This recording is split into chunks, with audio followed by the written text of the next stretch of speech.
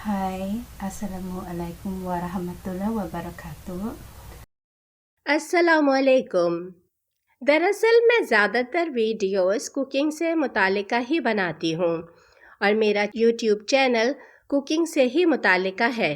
मगर आप लोगों के बहुत सारे मैसेजेस आए हुए थे कि आप लोगों ने मुझसे बार बार एक ही सवाल पूछा है कि मैं क्यों और कैसे मुसलमान बनी। तो आज की वीडियो आप लोगों की फरमाइश पर है और मैं आज आपको अपनी इस्लाम कबूल करने की मुकम्मल कहानी बताती हूँ। सबसे पहले तारुफ कि मेरा नाम टॉरस है और मेरी उम्र 29 साल है। मैं एक कन्वर्टेड मुसलमान हूँ और इस्लाम कबूल करने से पहले मेरा ताल्लुक ईसाई मज़हब से था। दरअसल मैंने 4 साल पहले इस्लाम कबूल किया है और ये 2020 की बात है जब मैं 2 महीने के लिए सिंगापुर गई थी। मेरे सिंगापुर जाने का मकसद यही था कि मैं वहाँ कोई जॉब तलाश करूँ और अगर मुझे कोई अच्छी जॉब मिल जाए तो मैं आगे मज़ीद लंबे अरसे के वीज़े के लिए अप्लाई करूँ। वहाँ सिंगापुर में मुझे गए हुए 2 हफ्ते से भी ज़्यादा वक्त हो चुका था और मैं कोई भी अच्छी जॉब या यूं कह लीजिए कि कोई ऐसी जॉब तलाश करने में नाकाम रही थी जैसी जॉब कि मैं चाहती थी। अगरचे मुझे छोटी मोटी और कम सैलरी वाली जॉब्स मिल रही थीं, मगर मैं कोई छोटी जॉब करना नहीं चाहती थी। मगर 3 हफ्ते बाद ही मुझे कैश की कमी का सामना शुरू हो गया, तो मुझे मजबूरन एक होटल में जॉब करनी पड़ी। अगरचे मैं एक शेफ थी और इसी काम की तलाश में थी, मगर मुझे एक होटल में मैनेजर की सेक्रेटरी की जॉब मिली थी। मुझे अपनी फाइनेंशियल ज़रूरियात के लिए वो जॉब करनी पड़ी।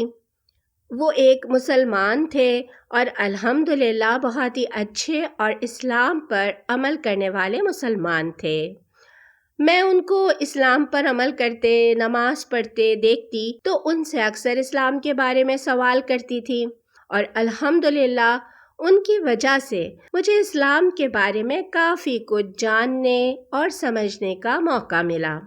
हमारे दरमियान ज़्यादातर गुफ्तगू मोहम्मद सल्लल्लाहु अलैहि वसल्लम के बारे में ही होती थी कि आप सल्लल्लाहु अलैहि वसल्लम की तर्ज ज़िंदगी क्या थी, उन्होंने इस्लाम कैसे फैलाया और इसके अलावा इस्लाम की इबादत वगैरह के बारे में मुझे कुछ नॉलेज नहीं थी, क्योंकि इस बारे में हमारी कभी गुफ्तगू ही नहीं हुई थी। फिर एक दिन मैंने उनसे पूछ लिया कि आपका हज़रत ईसा अलैहिस्सलाम के बारे में क्या अकीदा है, तो मैं उनका जवाब सुनकर हैरान रह गई थी कि वो हज़रत ईसा को काबिल इज़्ज़त और खुदा का नबी मानते थे, मगर उनको खुदा का बेटा नहीं मानते थे। और मैं बचपन से जिस ईसाइयत पर एतकाद रखती आई थी उसमें भी हज़रत ईसा को खुदा का बेटा नहीं, सिर्फ खुदा की तरफ से रूहानियत फैलाने वाले एक मुक़द्दस शख्सियत के नज़रिए से पहचाना जाता था। मैं नॉन ट्रिनिटिज़म सोच की हामिल ईसाई थी और मेरे बॉस ने मुझे इस्लाम की जो तालीमात हज़रत ईसा के बारे में बताई थीं वो भी बिल्कुल मेरे अकायद के मुताबिक ही थीं।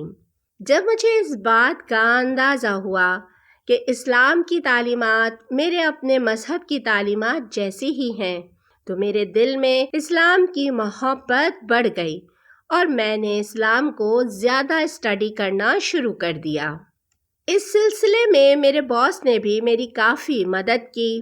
उन्होंने मुझे इंटरनेट पर बहुत सारे आर्टिकल्स और वीडियो सर्च कर कर के दी ताकि मैं इस्लाम को समझ सकूं।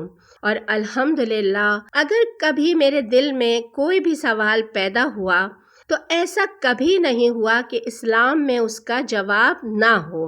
इस्लाम ने हमेशा मेरे सवालों के जवाब दिए और दिन ब दिन मैं इस्लाम से कायल होने लगी।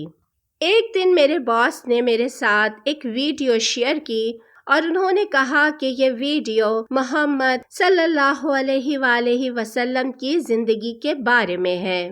वो एक 3 घंटे या इससे भी ज़्यादा लंबी एक डॉक्यूमेंट्री थी جس میں نبی محمد صلی اللہ علیہ وآلہ وسلم کے بارے میں بچپن سے لے کر دنیا سے چلے جانے تک کے سارے واقعات اور حالات کو کافی تفصیل سے بتایا گیا تھا۔ میں نے جب وہ ویڈیو دیکھی تو میں ساری ویڈیو کے دوران مسلسل روتی رہی تھی کہ کس طرح آپ صلی اللہ علیہ وآلہ وسلم کو جن لوگوں نے تکلیفیں دیں، آپ صلی اللہ علیہ وآلہ وسلم انہی کے لیے دعا کرتے تھے، انہی کے فائدے کی بات کرتے تھے۔ کس طرح آپ صلی اللہ علیہ وآلہ وسلم کو ختم کرنے اور آپ صلی اللہ علیہ وسلم کے دین کو ختم کرنے کے لیے کفار نے حملے کیے، اور کس طرح ان حملوں میں آپ صلی اللہ علیہ وسلم کے صحابہ رضوان اللہ اجمعین نے اپنی جانیں دے کر آپ صلی اللہ علیہ وآلہ وسلم کی، آپ صلی اللہ علیہ وآلہ وسلم کے دین کی حفاظت فرمائی۔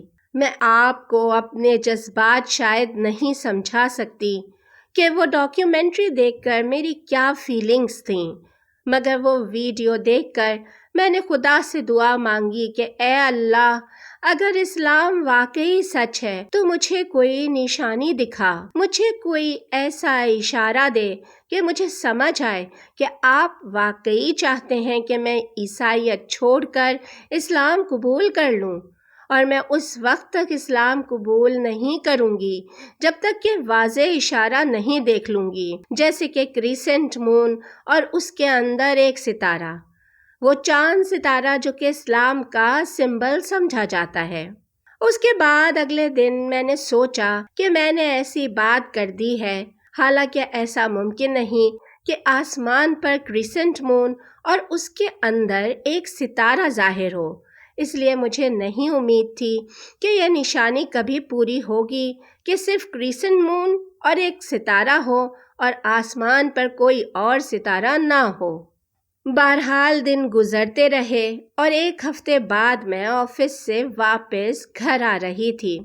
وہ مغرب کا وقت تھا، سورج غروب ہو رہا تھا کہ میری اچانک نظر آسمان پر پڑی اور میں نے دیکھا کہ میرے سامنے کریسنٹ مون اور ستارہ تھا اور باقی سارا آسمان بالکل صاف تھا۔ وہ دور سامنے مسجد کے مینار کے بالکل پاس تھا۔ پہلے تو مجھے اپنی آنکھوں پر ہی یقین نہیں آیا، مگر بار بار دیکھنے اور غور سے دیکھنے پر وہ کریسنٹ مون اور اسٹار ہی تھا۔ میں سارے راستے اسے ہی دیکھتی آئی تھی۔ یہ تو وہی اشارہ تھا جو میں نے اللہ تبارک و تعالیٰ سے مانگا تھا، اور میں اس سے انکار بھی نہیں کر سکتی تھی کیونکہ میں اسے اپنی آنکھوں سے دیکھ رہی تھی۔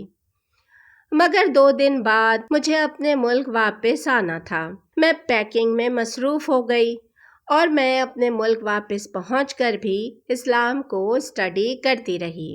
میں نے یہاں بھی کئی مسلمانوں سے رابطہ کیا اور ان سے درخواست کی کہ اگر وہ مجھے قرآن مجید فراہم کر سکیں، مگر ان دنوں یہاں ہمارے ملک میں غیر مسلموں کی جانب سے قرآن جلانے اور قرآن کی بے حرمتی کرنے کے چند واقعات ہوئے تھے، اس لیے کئی مسلمز نے مجھے قرآن مجید دینے سے انکار کر دیا کیونکہ ان کو شبہ تھا کہ میں اس کی بے حرمتی کروں گی۔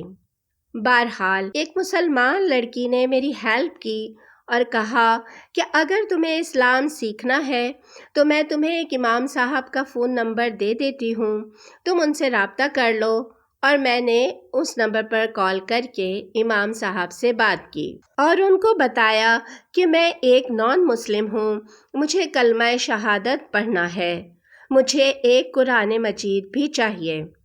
تو انہوں نے کہا کہ میں آپ کو نہیں جانتا کہ آپ کون ہیں اور میں ایسے آپ کو کلمہ شہادت نہیں پڑھا سکتا، بہتر ہے کہ آپ مجھ سے میرے آفس میں آ کر ملیں تاکہ چند گواہوں کے سامنے یہ عمل دہرایا جا سکے۔ بہرحال انہوں نے مجھے میری ای میل پر ایک قرآن بھیج دیا جو کہ ترجمے کے ساتھ تھا، اور میں نے اپنے موبائل پر قرآن پڑھنا شروع کر دیا۔ اس طرح مجھے ایک آن لائن عرب دوست ملا جس نے میری کافی مدد کی۔ اور اسی کی مدد سے میں نے آن لائن کلمہ شہادت پڑھ کر اسلام قبول کر لیا۔